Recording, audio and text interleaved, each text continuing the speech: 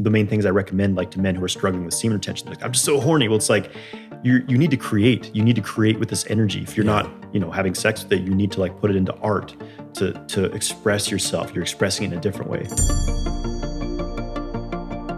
Hello, friend, and welcome to the Sex Upgraded podcast, a podcast for men all about sex, where we'll combine real, authentic, and down-to-earth conversations about sex, life, and relationships with some pretty wild personal stories and practical how-to episodes as well, with guest experts from around the world to help you have the most amazing sex life you can possibly have.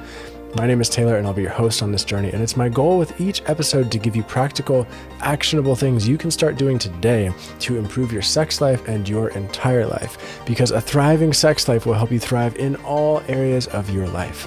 So let's begin today's episode by starting with a deep breath in through the nose into the belly together. Exhaling with an audible sigh.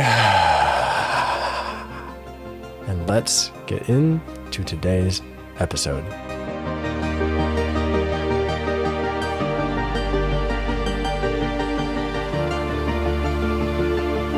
Johnathan White, welcome to the show. So happy to be here with you. Thank you for agreeing to do this. Thank you for coming up to me in Asheville and saying, hey, I moved to Asheville. Let's talk. Hell yeah. Thanks for being here, Taylor. Thanks for coming to my house, being in my living room, hanging out. And it's great to finally do this. Yeah. We've been in this, similar realm for a few years now. We have been. I'm sure if you're listening right now, you might already know about both of us. We do very similar work. We both teach about semen retention and sexual mastery, non-ejaculatory orgasms and all that stuff. And recently, Johnathan moved to Asheville, and we thought, wow, wouldn't it be cool to have some kind of conversation or collaboration or do something together? And here we are. So thank you to everybody who is listening, who sent in questions and topics for us to talk about. I've got a list of them here. Johnathan has some questions too. And for anybody who's not as familiar with you, and for my own backstory too, I'm curious to know, how did you get into this? How did you get into this stuff? Well, I guess I think it's relevant to mention that when I was 19 years old, I had this spiritual awakening experience. Mm-hmm. I took some psilocybin mushrooms, walked off into the mountains by myself at night, and just like had this cosmic awakening. It sounds cliche, but this like cosmic awakening experience was like, holy shit. Like I felt like I was this cell in this organism. I'm like, wow, all this information downloaded into me. I'm like, life is not what I was told it is. And it completely changed my life, completely changed the trajectory of my life. And so this led me to, first I was like, how do I get back into that? Well, just take more shrooms, but it didn't work. Things went downhill with that. And so I eventually started practicing yoga and meditation. I was like, okay, I just had a feeling that I learned that was one of the ideas of these practices, is to get into these altered states of consciousness, this higher consciousness realm in a sustainable way, which I found to be true as well as I pursued these. And then I started getting into Qigong, the Taoist practices. And in 2013, I was like 23 years old. I read Multi-Orgasmic Man by Montauk Chia. Because another interest of mine was Tantra. When I watched, it was the second American Pie movie. I was like 13 years old, I saw it with my friends. And the guy in the movie, I forget his name. But having sex with the plant guy? Yeah, I think so. Yeah, but he's talking about Tantra, because he's going to have sex with Stifler's mom or whatever, right? Yeah. And so he's doing these mantras and stuff. But I remember he's like, it makes sex like one long orgasm. And it just like planted the seed. I'm like, Tantra. Sex is one long orgasm in my mind at 13 years old. And so, my teenage years, or in my 18, 19 years old, I was like, okay, what's this Tantra thing? And I started learning about this like sacred sexuality. But it was difficult. There's not a lot of people teaching this stuff, but even back then in 2013, there was even less. And so I was, I found what I could. But there's the Montauk Chia's work that really made it like approachable and practical. It's like, okay, I see how this is. Because being a teenager, I always loved sex and orgasm. There's something that felt inherently like sacred about it to me, just this beautiful experience. And it was always like this naughty thing I wasn't supposed to be doing. I grew up in a Christian family. So, learning to integrate my sexuality and my sexual energy into like my spiritual path, and seeing how like it could improve my physical performance, my health, like just everything I was doing, learning how most men are kind of wasting this energy. They're throwing it away, and they're actually depleting themselves over time. And I learned, this whole thing of having non-ejaculatory orgasms, channeling the sexual energy through the body, it just completely changed my life. I went from being this very kind of lazy, unmotivated, very stuck in my life.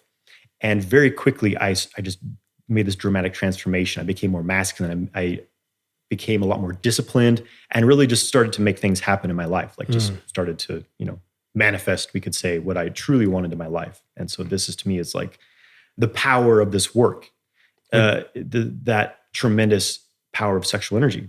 Yeah. So would you say now that you're consistently at the level of mushroom trip in the woods from 19 years old? Well, in some ways, I've learned to sustain a lot of that. It's hard to put into words, but this is one reason why I love Qigong. There's a reason I do Qigong for like 3 hours a day, pretty much every day, is because it gets you high. You open the energy channels. First, just the body trip, like you start feeling chi when you learn to really pressurize it. It feels amazing, just this current through the body. So it's like this body high, but also like you start to work with the higher centers. And a few months ago, I was doing this practice where I'm just like beaming energy into my head. And I literally, within like 20 minutes, I started feeling like I was on LSD. Like I literally stopped my practice, got up, was like, oh shit, like I'm tripping right now. I walked into this kitchen and this like random cat had like jumped up and was like looking in the window. And I like feel this connection in our third eyes. And it was a trip. So basically, yes, I found that I've been able to sustain some of those higher, what we attribute to drugs. I've learned how to do that with the internal arts. And I think that's another benefit of these things. You learn to get high naturally. Totally. We hung out a few months ago and talked, but I don't remember you talking about the mushrooms piece. And I can totally relate to that. And it makes a lot of sense. And I remember when I was a teenager too, I had a number of experiences with mushrooms that I would call like awakening experiences. And also that I would call, I guess in those moments, I experienced it as like, oh, this is truth. Like, this is what reality is. It's not what I thought. This is something different. And I would feel like, okay, I've got it. I've got this thing and I'm going to carry it with me for the rest of time now. And the mushrooms would fade away and those feelings would fade away and that confidence would fade away and this sort of realization would fade away, and which would lead me to do mushrooms again because I wanted that experience. And then, similarly, long story short, through meditation and through yoga and through breathwork, through Qigong, like able to access those things again. So that's cool. We've had a similar pathway. And I think breathwork really does it for me these days. I do breathwork all the time, like all different forms of breathwork. And that's like, it's mind blowing. Like that's accessible. Like all the things that I would see on mushrooms, it's accessible right here without those as well. And I think plant allies are amazing and we can use them to get little glimpses into what's possible. And then also like, wow, super empowering to realize it's here. It's here too. For sure. We can self-activate. Yeah. And then possibly even when we merge that with sexual energy, that's the juicy stuff. Maybe some amazing things could happen. Yeah, baby. Maybe some amazing things could happen. So do you remember the first time you had a non-ejaculatory orgasm? Honestly, yes. The first time I had one, I was about 5 or 6 years old. And this probably sounds very strange. Wow. And I completely forgot about this experience until I started doing these practices. So at this time, I was sick, actually. I had like a fever. I was running a fever. I remember I was sleeping on the couch, in my parents' living room. And I just remember I was in this like dream and I was feeling all this intense, pleasurable sensation in my genitals. And like, I didn't understand what it was at that age. I was like, what was that? But like, now I'm like, I was having an orgasm. I was having this like full body orgasm experience. Yeah. So I could say that was the first one really. But after getting into these practices, the first time, I'd been training for a long time. I had this period of time where I was basically celibate for 2 years. I was just like, okay, I need to get my shit together. I keep running into these really terrible toxic patterns in relationships. So that was the time I was really, really, really getting into this work and really getting good at it, practicing a lot. And so my first experience integrating this with a partner, with a woman, I remember I was like doing the microcosmic orbit. I'm like, okay, I'm trying this out, kind of playing with it. And then I started feeling this like this tremendous like butterflies in the feeling sensation in my belly. And it was like also this like deep emotional like vulnerability. It was very intense. And it almost scared me. So I kind of came out of it. Yeah. And so, but then I was like, oh, that's the non-ejaculatory orgasm experience, this like valley orgasm. It's very deep. And it was subtle in a way, but as it built, it became very, very powerful. Yeah. You spoke to a couple of things that I think are really important to touch on there. Number one is this period of time you were single. So I'd like to just talk about that for a second. And then also after that, this piece around the vulnerability of the state of non-ejaculatory orgasm, and then how that fear of vulnerability might actually keep guys from getting into that state. Yeah. But number one, sounds like intentionally being single for an extended period of time was an impactful and pivotal period of your life. It definitely was. You know, and so was there a moment of realization where you thought, okay, wow, I need this? Like, well, now when I say like I did some dating and things like that, but I didn't have sex in those 2 years. Part of it was because I was terrible with women. Initially, maybe the first, 6 months, whatever, like I'd just come out of a rough breakup and I had this like strong neediness, definitely like a lot of the like nice guy stuff, and it was very unattractive to women. I was repulsing women with that. And then, but when I was connecting with women, it wasn't something that lasted, right? But I would say it was about, thinking back on it, like a year and a half, about a year probably, where there was like no dating, no nothing, just like me being by myself. And it was really after this experience, it was a breathwork practice. The first time I did like holotropic type of breathwork, this was 2013. And I had just been in this pattern with this, I was really obsessed with this woman. We'd had this like very intense romance, but like it ended up, she was dating a guy and, she was already in a relationship. It was a very complicated thing. Yeah. And so, but I had this like, this very like obsessive neediness pattern in this relationship. So in this breath work, it was like all these things from my past came up, all this like neediness, and I ultimately, like the realization was that I've been trying to like find this love or this like fulfillment externally. And it's actually something that needs to come from within me, and once I felt that, I felt this self-love and there was so much emotion, I'm crying, I'm sobbing, just like this deep release, this profound, like, holy shit. It felt like my inner child coming back out and be like, oh, it's okay. I love me. I love you. Just the world. Everything's okay. We don't need this like Disney romance thing to like be happy.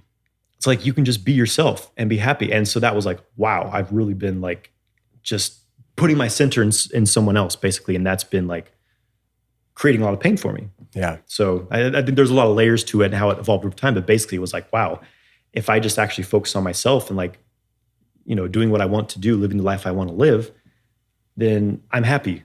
And I'm going to probably attract someone who's in a better match for me in that time. Yeah. Cheers to that. Cheers to that. And I will say that this is something I get asked about this a fair amount, actually, like being single, not being single. A while ago, I made a YouTube video about being single. A lot of people watched it. And a number of people, when they found out we were doing this interview too, they've asked like, how did you both get to be where you are right now? And I think if you're listening to this and you're wondering like, how can you make a pivotal change in your life? Like if you've never been single intentionally for an extended period of time, you've got to do it. Because what you just shared, like I can relate with completely. And when I was single for an extended period of time with intention, like it completely changed the trajectory of my life too. I realized, kind of like you did, that I was constantly, personally, I was constantly cycling in relationships over and over and over again, from one relationship to the next. And these women, they kept having the same problems. And I thought, how am I continuing to get into a relationship with all these women who have the same problems? And then of course, like, oh, the common denominator is actually me. Like I'm the contributing factor here. Okay, wait a minute. I've never actually taken time to just be with myself and focus on my needs and desires and what I want to create in the world. Okay, I'm going to do this. And boom, it did fundamentally change everything. So if you've never done that, do it. I remember the first, I was hanging out with this girl, and this was a huge game changer for me because I used to be just like, like the typical kind of what they would call a simp, who goes out of his way to like please women, like I'll do anything just to be with you. Like I was totally that guy. But I remember this shift where I was this period where I was basically committed to myself, and I was hanging out with this girl. Like she was attractive, she was cool, but like I could just tell that like it just wasn't quite a match overall. Like there was going to be some problems, and I chose to like, I'm not going to spend any more time with her. And that was a very, very powerful kind of pivoting point in my life of like, oh, when I again prioritize myself versus like what's easy and what's going to kind of, cover up some wounds initially, really on a deeper level, is in the long run actually going to bring you more pain. So did you say on the date, hey, I'm actually not feeling this anymore, let's call it early? I didn't. No, I don't think so. It was a nice date overall. We spent time together. It was afterwards. I was like, something just doesn't feel quite right. I'm like, I don't think that I should pursue this. Yeah. Yeah. Solid move, necessary move. So this piece around The fear of vulnerability.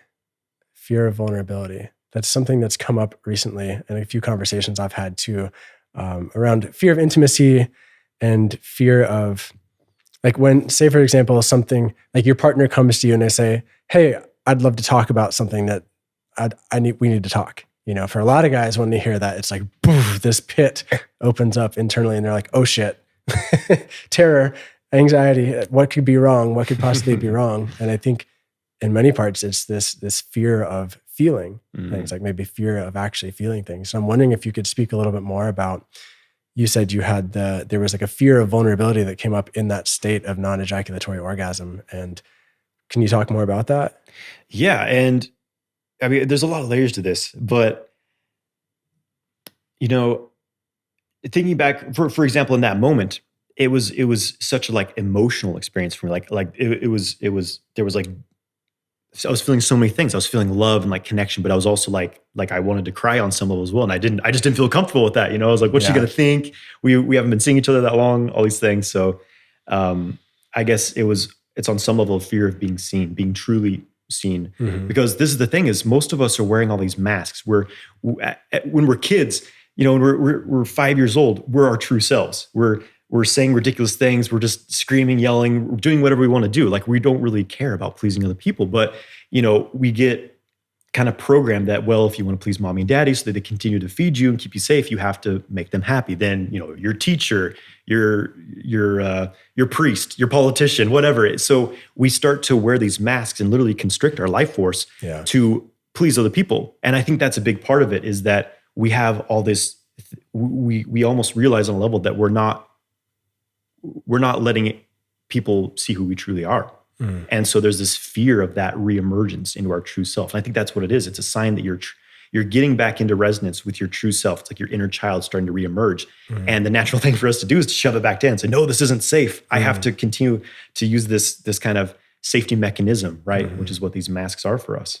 And not safe because why? Like, what's the theory there? Is it because we might be seen for who we truly are and then not accepted? Something like that, do you think? I mean, I think it, on some level, and it's also like, well, why is that a problem? Why is not accepted being a problem? Because I think on a primal level, you know, like there's a lot of theory about this, like going back to our childhood, you know, like the thought is, if I don't please my parents, they won't feed me anymore, they'll abandon me, especially if you've had any type of abandonment experience at an early age, which can, you know, be very traumatizing.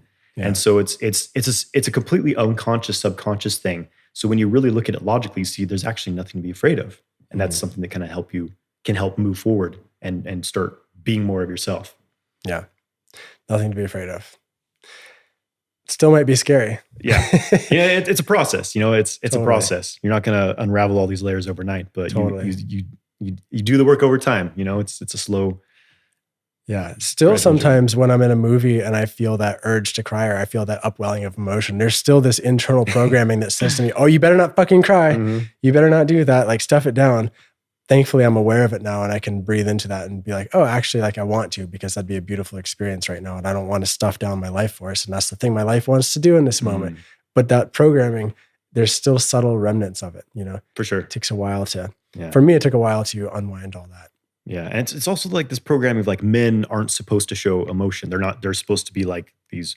I understand the benefit of like men, kind of the positive masculinity thing, like being able to handle pressure, having a strong nervous system. But like at the same time, somehow crying and showing emotion, like showing feeling, became intertwined with weakness. And I don't think that that's true at all. Yeah. So let's segue into this whole piece about the alpha male, because it seems appropriate. Perfect. Do you think men should be alpha? It's kind of a loaded question. I'm not sure how to exactly ask the question, but what do you think about, like, men should be alpha, men should be dominating their partner, men should be only dominant in sex, all this stuff? Like, does anything come up for you hearing those statements? Well, it's a complex thing, because when we say being alpha, there's being an alpha and then there's acting like an alpha. You know, with anything, there's like being something and then there's acting like it. What most people do is they try to act like, so it's like, okay, well, it's a contrivance. It's like, okay, I have to say these things, I have to act this way, but deep down, that's not truly how they feel. A lot of the guys who are putting on this alpha male front are actually internally like the most weak. They're the most scared. They're the most insecure. So it becomes this overcompensation. We're like, well, I have to put on this external front to hide my internal weakness. Yeah. And so that's a layer to it. But overall, I will say the pattern I had in my life, I was very feminine early on in my life. I didn't have a good relationship with my father. I had 3 sisters. So I learned how to please women early on in my life. And I think like a lot of men growing up in the 90s, we didn't have a lot of like strong masculine influence, And so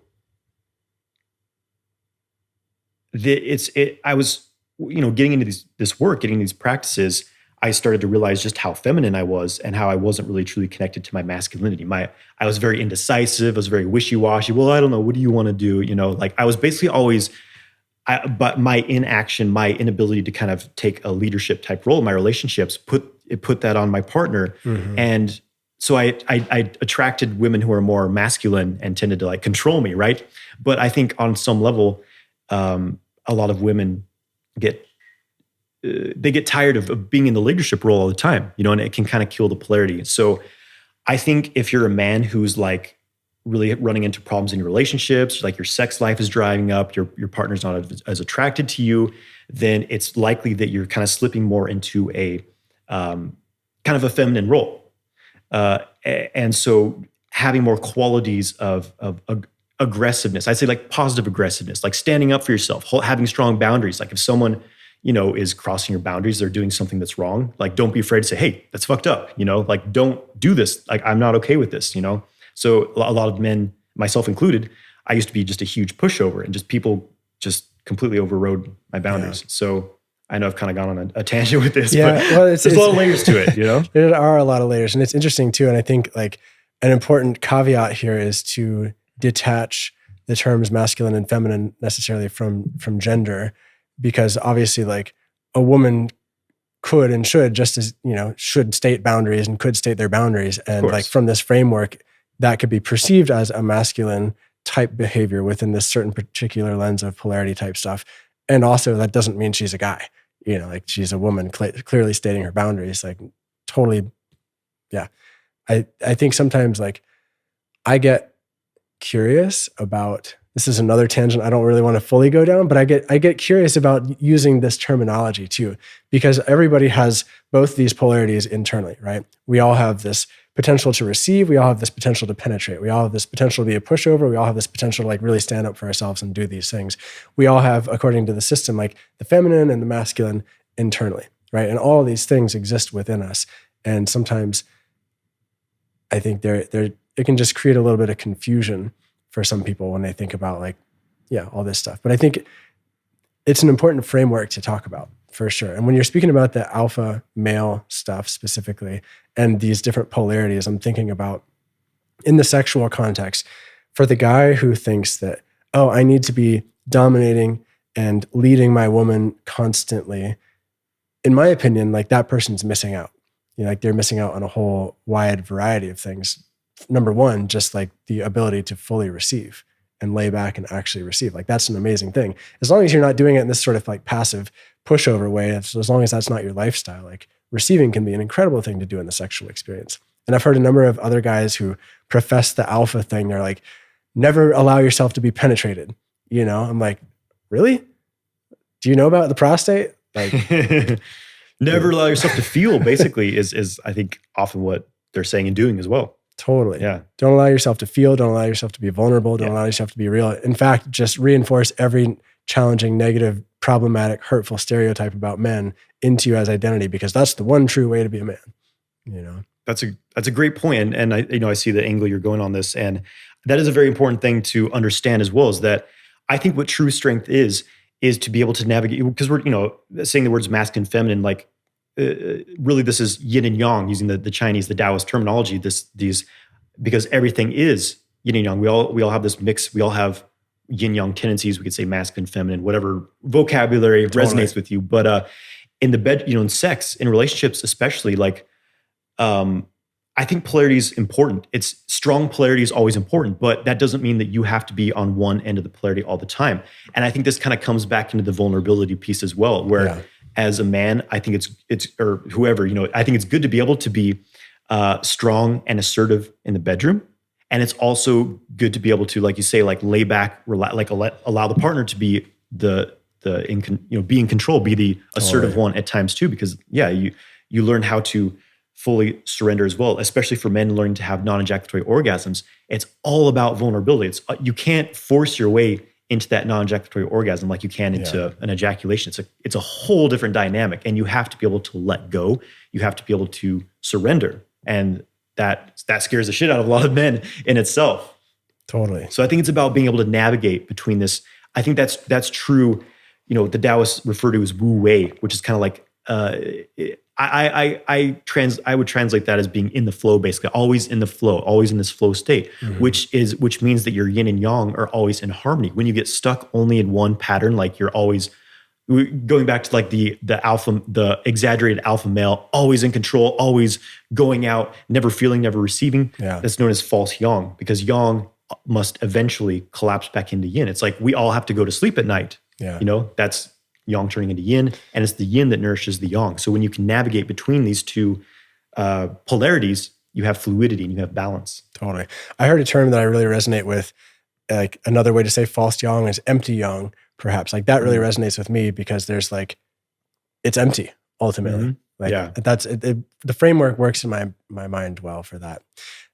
Around the polarity piece, for people who are interested in really exploring sex and like really diving into the different dynamics and energetics and for me, like the spirituality aspect of sex, I think it's really an amazing thing to explore all parts of the polarity. Whether you orient towards one or the other, maybe that's you orient towards being the penetrator, or maybe you orient towards being the person who's penetrated. Like it's amazing to be able to do all of those things. I think it's worth exploring, and which makes me want to ask the question, have you ever explored your prostate?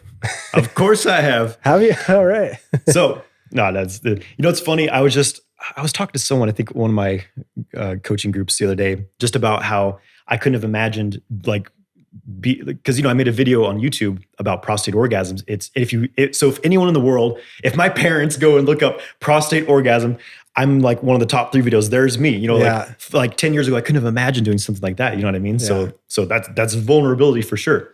So yes, actually, when I was a teenager, I was exploring, coming back to movies and like the influence. What was that movie? It was called Road Trip with Sean William Scott, the same guy who's in American Pie, and they're going into like he's trying to sell his sperm, so they go into a clinic, and there's like this hot nurse, and he's like, oh, like I think I need some help, and she's like, okay, so she's like, I'm gonna milk your prostate. So she's like sticking her finger up, milking his prostate. And he's like, oh, and he enjoys it, right? So I was like, huh. So, anyways, basically, I experimented with prostate stimulation, and I was like, this is incredibly pleasurable. I was having ejaculatory orgasms at the time, but I was like, it makes it like 5 times more powerful. And this kind of, I'll stop there with this. Yes, I have explored prostate stimulation. Great. Here, well, now if you're listening, you're sitting here with 2 successful men who have both explored prostate stimulation and would recommend it highly. It's great. It's amazing. 2 thumbs up. Yeah, 2 thumbs up. And would you say, so you said back when you first started experimenting with this, like you would have the ejaculatory orgasms in concert with the prostate stimulation. Now you're talking about prostate orgasms independently of separate from the ejaculatory orgasm, but also separate from this non-ejaculatory thing, like different. So how to articulate this? In sex, like we can have these non-ejaculatory orgasms, right? That when we're just doing normal penetrative sex without receiving prostate stimulation. Are you saying that with prostate stimulation, that is a different kind of orgasm for you than the non-penile prostate orgasm? Yes. So I started experimenting with this back in 2016, 2017. And I heard about this product called the Aneros massager you're familiar with. And initially I was like, okay, you're supposed to like actively like push on the prostate and stimulate it. And that's what causes orgasm. That can be very pleasurable. But I was reading about, there's all these people like forums on the internet. That's the only way I really found this information about, and the instructions of the Aneros, where you basically just lay back. There's nothing like really physical stimulation, like no pushing in and out. You're not doing anything with your hands. You're literally laying there. You have to get deeply, deeply relaxed before you do anything. Yeah. And then you just use mental awareness like arousal, you have to be very aroused, and then like some pelvic floor engagement as well. Like you're kind of contracting your pelvic floor, which moves the massager, and that's what causes some stimulation to happen. Mm-hmm. Well, it took me a few years, but eventually I experienced my first like prostate orgasm, which was like one of the most intense experiences I've had in my life. Not just like orgasms, but experiences. It literally was like, I remember I started getting this feeling in my heart, like this like pressure, this heat, like this, and then this like loving energy. And there's also like this raw, sexual, lustful feeling, just like, it's like the horniest I've ever felt on some level, but there's also like this spiritual quality to it as well. Like as I went into it, it was just like, it was like this ocean wave, just like boom, hit me. And I felt this energy like surging up my spine. And then it was like, I was going multidimensional. I know this sounds weird. It sounds like LSD trip, right? But it was like, I remember having this sense that like all these like beings were around me. And it was a very strange thing. It was kind of scary too. It was like, holy shit. But it was incredible. I'm like, just from laying there on my back with this thing stuck up my butt, and I'm doing a few pelvic contractions, but like, it was nuts. And I'm like, this is crazy. Yeah.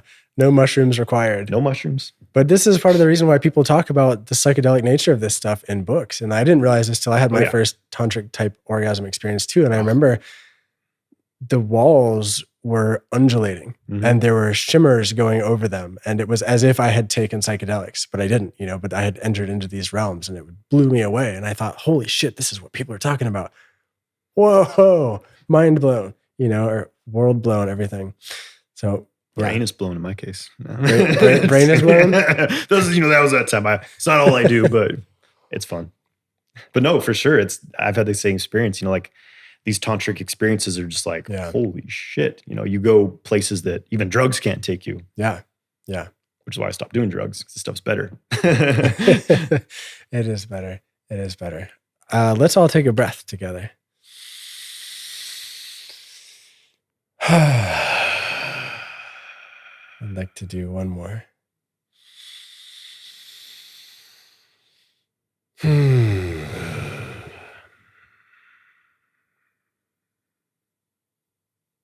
Thanks. So, I've got a list of things here to go into. One of the things I'd like to go into is to bring it a little more relationally. Love the conversation we just had. And also, one of the pieces that I'd love to go into is this piece that we talked about the first time we hung out about men's work, men interacting with each other, and also potential competition, and how does competition show up in brotherhood? How does competition show up between people? And specifically in our context, we both teach courses about non-ejaculatory orgasms, about semen retention. And I'll speak for myself. I'll let you speak for yourself. But I remember when I was starting out too, like I vacillated from different feelings when I would see your stuff of like, oh, that's so fucking cool, he's doing it, to being like, oh man, he's doing it. That means there's no room for me, or I can't do it. Or that means like, who am I to do this thing as well? Or like, oh, he's my direct competition, therefore I can't talk with him, or I can't form a relationship with him, or I can't even talk about him. I better not talk about him, because then people will find him and like buy his stuff instead of mine. And it's just really interesting, like head fuck. And the other side of that is realizing and remembering like, oh yeah, you're totally into this stuff too. And when we hung out last time, we sat in the hot tub and we could geek out about all this stuff in ways that I just can't geek out with other people. And I was like, that is so fucking cool. And actually we're unique individuals. And so the whole concept of competition doesn't totally really apply in some ways, but I'll pause there and see if you have anything to say on the topic before I go deeper. Yeah, no, it was a very, it was a similar thing for me, and because we met each other, 2016 at the Michael Wynn's retreat. Yeah. And I was like, it's like, he's this really cool guy. Everyone I met at that retreat was just awesome. But I remember I was starting to teach the stuff. And then at some point I saw that you were teaching as well. I'm like, oh, that's super cool. Like, and I think you were already like super into this stuff when I met you. So it all made sense. But yeah, I remember seeing as your stuff developed, I'm like, oh, he's really getting an audience. And it's like, oh, is it people? Same thing. It's like, oh, would they be getting his trainings instead of mine? He's doing it better than me. Just all these like silly things in my head. Yeah. And so, it was there for sure. But I, it was always like, I would always, it was this constant thing of me being like, well, why do I have these like very kind of ultimately limiting, like contractive feelings about this, you know? And I think it's a very common thing in general for men to feel this, like this competition, sometimes just this like strong, just negativity, like trying to put each other down because it's really this fear of like someone else, like taking away what they have really on some level. Yeah. Yeah. Yeah. Then bring in capitalism and dun, dun, dun. Yeah. I mean, when I think about Asheville, there are like, God, 100 yoga teachers and they all have classes. And many of them are full regularly, you know? And like, when I think of the amount of men out there who want to improve their sex lives, it's like probably most of the planet, you know, like half of the entire population of the planet, a good percentage of them could benefit. So like, there's no shortage of people, but it's this interesting thing that comes up. And what to say? I feel happy to be sitting here having this conversation right now. And like, oh, cool, we're doing this thing that I think is going to positively impact people. And like, here's an actionable thing that we're doing right now that actually flies in the face of that whole belief system of competition. And like, oh, we can't collaborate. We have to be opposing each other and trying to build up things. So just want to like bring some meta awareness to that I feel pretty stoked about this conversation and just the work around that in general and the work that men do to break down barriers to connection. You know? Absolutely. And I strongly believe in like collaboration over competition because it's like, again, it's like, there's not a lot of people doing this stuff.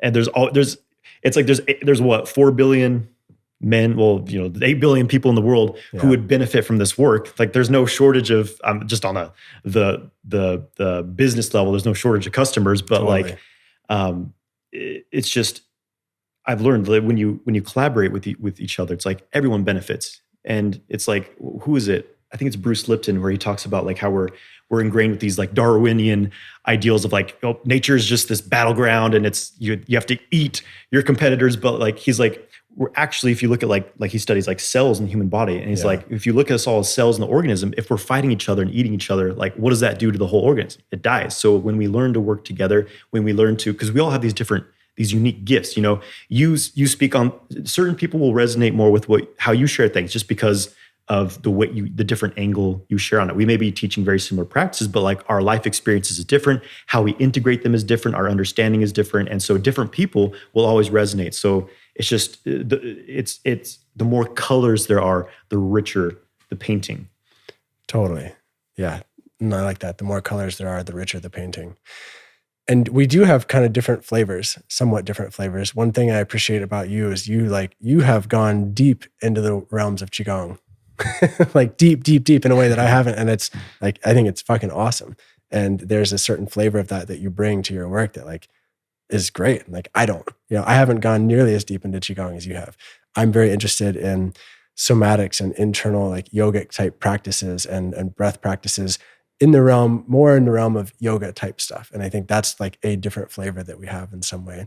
But you're right. Like I know there are people who have taken both of our courses and who've gotten great things from both of them. You know, they said like, oh, actually both of these created a round picture for me. And some people resonate with one of us more than the other. And it's just it's cool. And I've realized like, I'm the same way. Like when I'm interested in a topic, I'm not just like, okay, I'm going to find the best teacher and only study with them. It's like, that's what, like for Qigong, for example, I'm studying with everyone I possibly can. Yeah. Because it's like, I feel like everyone has a piece of the puzzle.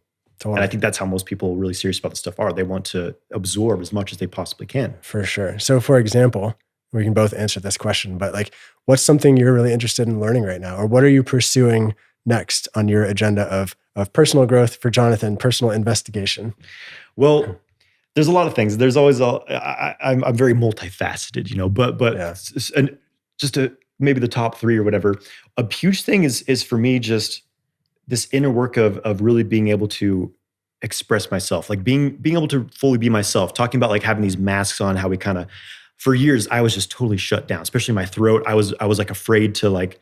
I had a lot of social anxiety. I was afraid to like express myself. I was ultimately afraid just to like have fun and be myself around people. It's like I was just always afraid what people are thinking about me. And it's been this process of letting go of that more and more and more. And that ties into like public speaking and, you know, leading groups and things like that. So that's a big part of my personal development is just fully being able to be myself and not give a shit what anyone thinks about that. Yeah. So that's a big one. Then of course, just in general, like I'm very obsessed with the internal arts, chi development, whether that's Qigong, Tai Chi, you know, yoga, whatever. I'm interested in getting the highest possible levels of that. So there's always just deeper levels of that I'm interested into. Another thing is I really want to start like a more physical martial art. Like I want to get punched and I want to punch people because I have this realization where I still have these kind of fears of like people hurting, like, like feeling nervous around someone rough looking, or I don't know, just little things like that. Like I just really want to have absolutely no fear of like being physically hurt. Yeah. So those are some things I'm working on. Yeah. Nice. That's an interesting one. Like I started jujitsu last year and then fractured my rib shortly thereafter, getting rolled on. And I kind of wanted to conquer my fear of getting injured too. But in the process of getting injured, it kind of like regenerated that fear of injury. It's like, oh, I can't do this again for another 6 weeks. Yeah. But it's so cool, like to actually go into the realms of physical aggression in a safe way with other people. I'm stoked for you to experience that. It's something I'm personally interested in as well too. In my own personal life, like a direction I'm interested in exploring is diving even deeper into the realms of somatics. Like I've signed up for 2 different big programs this year around that. One is the Strozzi somatic coaching program. I don't know if you know that. It's a big, it's a huge coaching program all around internal somatics and just body awareness and movement based stuff. And also somatic experiencing. It's like, those are 2 huge things that I've signed up for this year that I'm like, haven't told anybody about. Hey, if you're listening, you're the first to hear it. But it's like super, super interesting to me just to dive into the subtleties of what's going on in the body with different kinds of mindful awareness, which ultimately in many ways is kind of what you're doing with Qi or Qigong, but you're actually cultivating specific kinds of energy. This feels more like I don't know, I'm excited for the mystery of this. Yeah. To dive into some new programs. Awesome. And also just to kind of humanize us a little bit more. Are you without personal problems at this point because you've done so many practices? Yeah, I'm perfect. It's amazing. Like I go out in public and people are just like, look how perfect this guy is. Yeah. No, I've got my issues for is sure. Is there anything you'd be willing to share with people listening right now? Like, what are you working on right now? A big thing I'm working on is letting go of a lot of these, polarity work's been a big thing in my relationship. I just noticing, because there was a time where, sexual desire was kind of drying up in our relationship, and it was difficult for me on many levels. Number one, I think because like I'm Mr. Sexual Kung Fu. I'm supposed to be having sex 10 hours a day, but like, yeah. And so kind of egotistically, whatever, it was challenging. But ultimately it led me on this journey of understanding so much more about relationships and desire and polarity, because it's, I think it's, I'm the type of person that like, I'm really into commitment and devotion. And like, I want to go really, really deep with one person. It's not, and I don't feel like that's how it's supposed to be. It's just like, that's what I choose personally. And so that has its challenges because, I've been with my partner for 6 years. And so it's, especially living together, working together. We have we've grown a business together. Yeah. There's a lot of things that can take a toll on desire. So learning to really be in my masculine in the relationship, not a lot of these like childhood patterns of like where I almost act like she's my mom, just like letting her figure out like making the decisions, doing things for me, washing my clothes, all these things, just some examples. So learning how to really have these strong, just be strong masculine in the relationship, basically, which is what she really desires. And when I'm really in that, there's so much desire. There's this magnetism between us, and the sex is amazing. And when I slip out of that, it becomes very obvious. So that's been a challenge for me, and something that I'm actively every single day have to work on. That's super interesting to me as well. And that's I think an important nuance to speak about, because I'm imagining you just said when you slip out of this, the chemistry, the charge kind of dissipates a little bit. But my imagination is that you're still doing your own practices of semen retention during that time, and you're still doing Qigong. So there's almost like 2 different domains here at play that go into cultivating a healthy relationship, or a relationship that thrives, right? There's the internal practices of you're doing the semen retention, you're doing the Qigong, you're doing the meditation, breathwork, whatever it is that you're doing. But in addition to that, there's this other category of being mindfully aware of how you show up relationally with your partner. And that takes work as well. And that takes intentionality on a daily basis, right? Absolutely. Yeah. So I guess you did give some examples of like not letting her wash your clothes, not letting her do these sorts of things. Yeah, you have another example you'd like to share? I think the biggest one is just like planning and like planning our date nights, being like, we're like, basically when I'm like, we're doing this, when I'm like, it could be anything, but simple as that, like we're doing this and then sticking with that. And especially sexually, I've noticed how like in the past I had these tendencies of like, kind of like, almost like passive aggressiveness sexually, just kind of like not making it 100% obvious. Like, I want to have sex with you. I want to be intimate with you. Just being like, oh, I'll kind of massage you. Oh no, I don't really want sex. But you know, it's like what in No More Mr. Nice Guy, Robert Glover talks about like these, what's the word? Kind of these unconscious contracts or like silent contracts where like you're doing something because you expect something, but you haven't actually told the person. So it's just like this very passive aggressive, kind of controlling Super thing. healthy. Yeah. And so that's the big thing. It's just like being like, this is what we're doing. I'm doing this. Like, this is what I want. Just basically directness, decisiveness, and organization. That's for me, basically those three things are what makes a huge difference. Totally.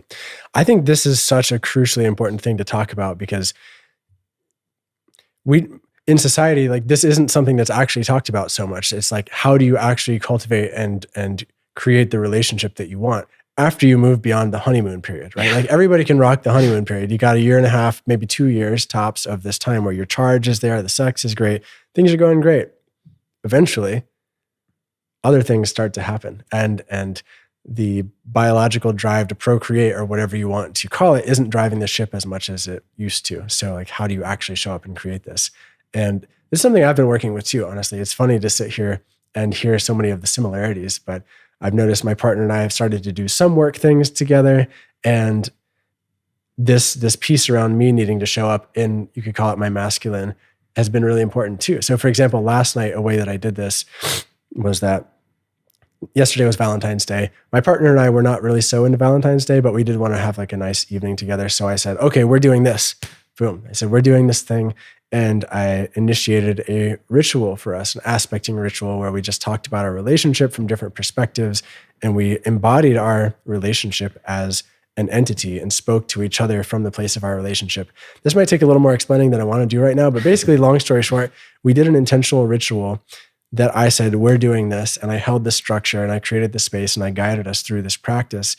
And we didn't have sex. We didn't even touch each other physically, intimately. But she said it was one of the most meaningful, impactful things that she had experienced in a long time because she got to relax into it. And she got to relax into the structure that I had created. And she got to experience this thing where I was guiding and I was leading, and it was about our relationship and it was about our container. And it just re-highlighted to me, oh, this is so fucking important. Like this is crucially important. And I need to be doing this more than once every 6 months or so.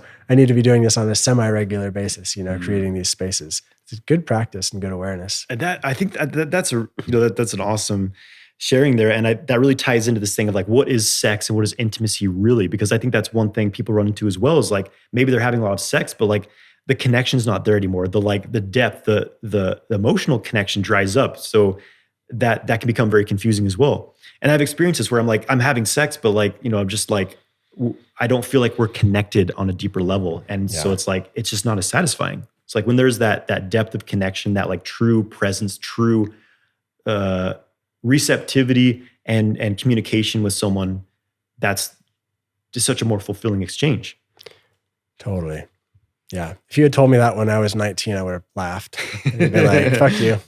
You don't know what you're talking about. But totally, it's true. And that's why most of the time one night stands are not actually as fulfilling as you would want them to be. But I will say, I have had a couple really exquisite, intentional one night stands within the last 8 years or something like that. After I learned a bunch of these practices in the context of being around other people and other women who have learned some of these practices too. And we could go into those experiences with intentionality and conversation and breath and presence and intentionally decide, okay, we're going to enter the realms of sexuality, sexual energy for this night and then say goodbye. And in those contexts, it has been magical, but they've been very few and far between. Very few and far between. Usually it happens for me in long-term relationship. Yeah. Well, that's the interesting thing about this practice is how you quickly open up very, very deeply and connect and bond very deeply with someone at like a profound level often versus just kind of thrust away and that's that. And what was your name again? Yeah. Everybody knows how to put the penis in a hole, right? It's like, that's what nobody coming to you or me, like they say, I need help with having sex. I'm like, okay, you don't actually need help with having sex. You need help with everything else that's attached to having sex, because you know how to put your penis in somebody. Like this. Oh, yeah. I don't know if you've met a guy named Steve Torma yet in Asheville. Have you? I haven't. I don't think so. I'm going to do another podcast with him soon, but he has totally transformed the fabric of the way a lot of people relate in Asheville. Basically, he's somebody who he teaches communication. He teaches nonviolent communication, but also like intimate, authentic relating and that sort of stuff. And he actually started a sexuality school in Asheville, I don't know, 15 years ago or something like that. And for the first couple of years, him and his business partner, they were teaching workshops and classes, and they realized like, hey, everybody actually knows how to have sex. What they don't know how to do is how to talk to each other about it. So they pivoted, and now they just run a communication school. And it's great. Yeah. It's amazing. It's amazing. And I imagine for you, and like it has been for me, like actually learning how to talk about this stuff and express desires and to say, hey, I want to have sex with you, versus being passive about it and saying, hey, actually that doesn't work for me. Here's what I need instead. And learning how to even navigate the internal landscape of emotions and needs and desires, like fundamentally has transformed intimacy in sex for me too. Yeah. You'll have to check that out.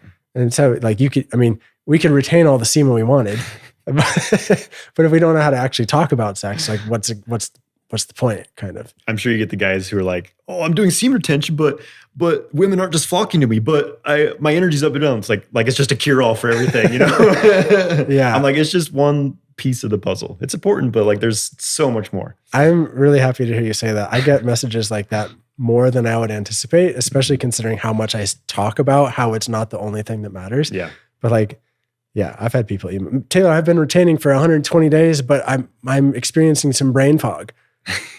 I'm like, okay, what the fuck else are you doing in your life? Like, oh, I haven't exercised in 2 weeks. Okay, well, really? Why did you email me? I don't say that, but like, you know, that's part of the internal thought process. Like, there's so much more. And like, obviously we both do semen retention and talk about it and teach it, but it sounds like for you, just like it is for me, there's so much more to this practice. It's like the whole lifestyle of intentionality. Yeah.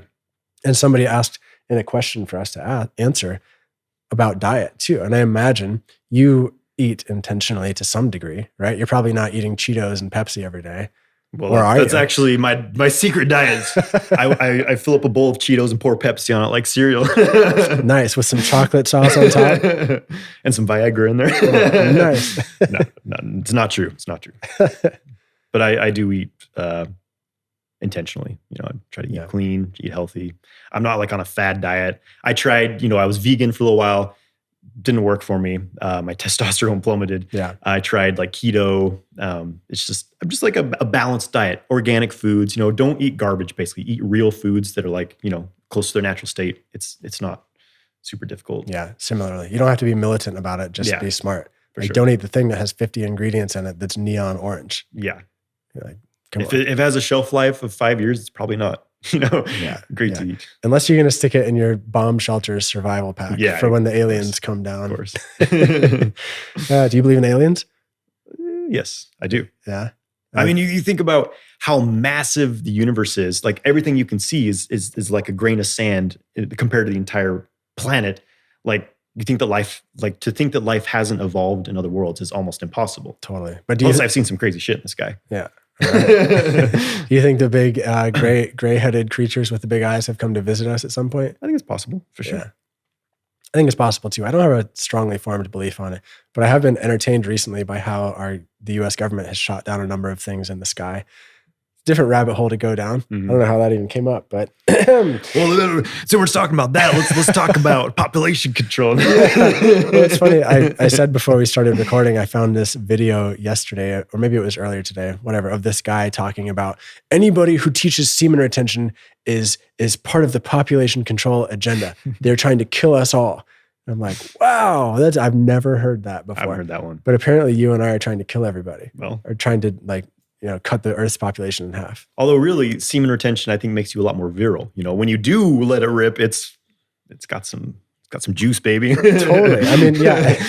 I mean, you got the fertility test. You know, it's for sure. They're still kicking. Yeah, my sperm are happy and thriving. Yeah, it makes me kind of want to do a reaction video to this guy and say, actually, by the way, you know, if you retain your semen and you ejaculate intentionally at the right time, you have a much higher likelihood of impregnating your partner than if you're just ejaculating every day. Oh yeah.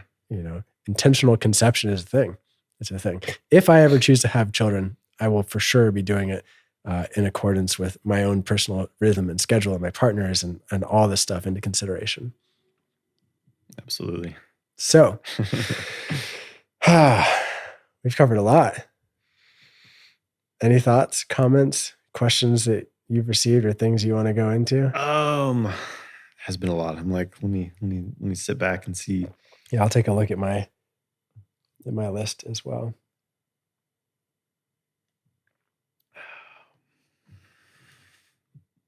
I've got one, and if you don't have one bubbling. For sure. Yeah. Cool. So this is just a general, like more personal thing. What do you do for fun aside from teach sex and practice Qigong and have sex? Do you do anything else? That's all I do. When I'm not doing Qigong, I'm having sex. When I'm not having sex, I'm doing Qigong. No, there's, I'm also into fitness. I go to the gym, like to exercise, physical exercise. I love to get out and hike. There's just one of the reasons I live here and moved here in Asheville is just the nature is absolutely amazing. I love to get out, play in the forest. I play music too. I'm a musician. That's a huge passion of mine. What else do I do? I read books. I study, but the internal arts occupy a lot of my time. I practice 3-4 hours a day, but just really, I'm just into up-leveling every aspect of my life. The things I'm interested in, I'm just always trying to grow, trying to learn. I love to learn, study, practice, and I like to sit back and relax too, on the weekends. For sure. What instruments do you play or instrument? I play guitar. I also do I do composition. I used to be a video game soundtrack composer. Actually, that's what I did before I started sexual kung fu. Huh. Yeah. Didn't know that. Electronic production, but guitar is my main thing. Cool. Interesting. So many similarities. Though I was not a video game score producer, but I'm also a musician. And that's one of the things I do for fun a lot as well. And actually I play in an ecstatic dance band as well. And I love doing that. And I love playing in those contexts because for me, that's an energetic practice too. We're not playing songs per se. We're channeling the energy of the room and reacting to it and dancing with it and playing in this space of, in many ways, it's kind of like a sexual experience. You're just riding with the energy of the group as well too. Totally. Yeah. So, did you find that these practices, like doing this work, made you a lot more creative with your music or whatever? Yeah, absolutely. Well, specifically, especially when I stopped ejaculating my creativity away all the time. Yeah. I'm like, oh, I have all this charge now. Like, oh, I can put this into my music. Oh, when I sit down to play my handpan, there's so much more inspiration coming because I don't feel like, oh, it's time to take a nap. I feel this charge and it flows out. And I will say, like, since I've started doing more of these internal practices and like working with the microcosmic orbit and different energy channels and breath work and all this stuff, it has tuned me into deeper levels of awareness in all areas of life. So when I am playing music in a ceremonial context or a dance context, I do feel more tapped into the subtle layers of reality that everybody is experiencing, whether or not they're aware of it or not. And I feel like that very much impacts the quality of the music that I play, and that's a beautiful, beautiful, beautiful space to be in. Definitely. It's like for me, I used to, in my early 20s, I used to smoke a lot of weed. I was like, I need it to be creative, and once I started doing these practices, I was like, whoa, I have so much, I stopped drinking alcohol completely, weed, for the most part, it's substances in general. I just stopped taking them because I just felt good. It's like, well, I just don't need these things anymore. And so when I was doing video game soundtracks, it was just like the creativity just flowed. It just flowed. Like I didn't need to drink a bunch of coffee or smoke weed. It's just like this, when you get this flow, this sexual energy, it wants to create. That's one of the main things I recommend, like to men who are struggling with semen retention. Like, I'm just so horny. Well, it's like, you need to create. You need to create with this energy. If you're not, having sex with it, you need to like put it into art to express yourself. You're expressing it in a different way. Yeah. So let's call that what it is: sexual energy transmutation, right? And it's not enough. Yeah, like you said, it's not enough just to do some integration practices in the body, but actually put this out into the world. And I'm glad you spoke to that because that was one of the questions on here too. Like, what's a way you transmute your sexual energy other than doing Qigong and having sex? Music's a big one. What other creative expressions? I mean, the content I'm making, I'm making courses, I'm making social media, videos on YouTube. I put a lot of creativity into those. So just whatever I'm doing, it's just, I feel like this energy is just pouring into it. It just amplifies whatever you're already doing. You become better at it. You become more of yourself. Yeah. Don't just sit there and not ejaculate for 20 days and expect everything to change. Yeah. Cool, man. Well, wow. Thank you so much for this awesome, super intriguing, inspiring conversation. I'm going to take one more gander at my list here. But I think we covered everything that I have on there. Oh, one last little question, because somebody asked. I want to put it in there. Thanks again for the question. Do you think BDSM is dirty and bad and dark and wrong, and that somebody who's interested in it has problems? Or do you think there's ways to go into it with consciousness and have it be a positive experience as well? I think it definitely could be both. You know, I haven't gone too much into it personally. My partner and I have explored with we've explored like shibari and bondage and things like that. And I think that could be very powerful. So I think the benefit of it is that it can be a very powerful way to, you know, learn how to be in that role of assertive versus receptive, right? Like you're either like 100% in control or you have absolutely no control. So I think that it can certainly bring that element into light. It can definitely put you into very powerful altered states, you know. Yeah. But it can also be something that's very just from this kind of lust energy alone, right? This is something I always talk about is like when it's 100% lust energy, just this like heavy, dark energy that just drives you to ejaculate, just have this very animalistic view of sex. Not to say that that's wrong to have those experiences sometimes, but when that's like your draw to it, especially when these things are kind of from like sexual trauma that you're still acting out, which can factor into that as well, then, you know, it can be a root of something, some deeper aspect of your psyche that you may want to look at. But again, it's like, you know, whatever brings you harmony and balance, you know, whatever. Totally. I'm not 100% opposed to anything. Yeah. Yeah, I have heard that there's a lot of people who have healed certain traumas by exploring BDSM. It's outside of my frame of awareness and understanding. Like I've experimented with it some too with my partner, but I would like to interview some people who are deep in that world to hear what they have to say about it. Because I have a lot of questions too. I have really enjoyed the dom sub dynamic of that and exploring that and playing around with that and experiencing both and realizing, wow, there's a deep surrender that's possible to let my partner be in the dom role. And it's not like domination, like she is better than me or I'm less than. It's not like a value thing. Yeah. It's just like, who's doing the action? Where's the attention going? Yeah. This sort of a thing. And actually it can be an incredibly beautiful, safe, powerful, and healing, sexy experience too. Absolutely. But something that there'll be some more episodes about this in the future. But I think, let's wrap it there. All right. Johnathan, thank you so much for this conversation. I've loved it. It's been awesome. Thank you for doing the work that you do. Thank you for showing up here for this conversation, considering we're both doing the same thing. And it's an honor to share this time with you. Thanks for having me, Taylor. It's been a pleasure, and keep doing the amazing work you're doing. Yeah. Changing the world. Yeah. And if people want to find you, I'll put the links in the show notes, but how about you tell them as well? Well, YouTube, Sexual Kung Fu. Instagram, it should be up. Back to my Instagram got taken out recently, but it should be back up now. Sexual Kung Fu. My website's JonathanWhiteLifestyle.com. Awesome. Cool. Thank you all so much for being here for this episode. If you have any questions, comments, requests for the future, please let me know, and we'll see you in the next one.